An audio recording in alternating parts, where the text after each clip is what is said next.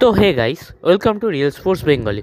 তো guys, finally I league champion হলো ইন্টারকাসি এবং তারা আই লিগ জিতে প্রমোট হয়ে গেল আইএসএলের 14 নম্বর দল হিসাবে আইএসএল সিজন 12-এ, যেখানে তারা 22টি ম্যাচের মধ্যে 12টি ম্যাচ জিতে 6টা ড্র করে এবং 4টি হেরে টোটাল 42 পয়েন্ট সংগ্রহ করে প্রমোট হলো আইএসএলের জন্য।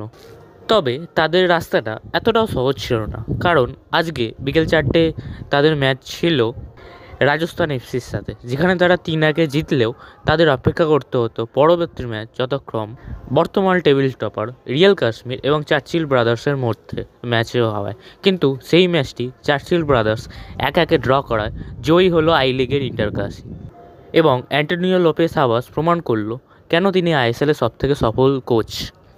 এবং ইন্টারকাসির এই ম্যাচটি অতটাও সহজ ছিল না, নাটকে ভরা ছিল এই ম্যাচ, যেখানে ম্যাচের প্রথমেই 12 মিনিটের মাথায় ইন্টারকাসি গোল করে এগিয়ে দেয়। পরবর্তী ক্ষেত্রে রাজস্থান এফসি 69 মিনিটে গোলটি পরিশোধ করে। এই সময় মনে হচ্ছিল ম্যাচটি ড্র হতে চলেছে এবং ইন্টারকাসি আর হয়তো আই লিগটা চ্যাম্পিয়ন হবে না। তবে পরবর্তী ক্ষেত্রে 90+3 মিনিটে ইন্টারকাসি গোল করে এগিয়ে যায় এবং তার সাথে 90+7 মিনিটেও আবার ইন্টারকাসি গোল করে এগিয়ে যায়। এভাবে তারা হয় আই লিগ চ্যাম্পিয়ন। তো বন্ধুরা, যদি ভিডিওটি ভালো লেগে থাকে অবশ্যই একটি লাইক করে দেবেন ও চ্যানেলটিকে সাবস্ক্রাইব করে দেবেন। আপনাদের কি মতামত ইন্টারকাসির এই জয়ের বিরুদ্ধে তা অবশ্যই কমেন্টে জানাবেন। তো আজকের মতো এইটুকুই বন্ধুরা।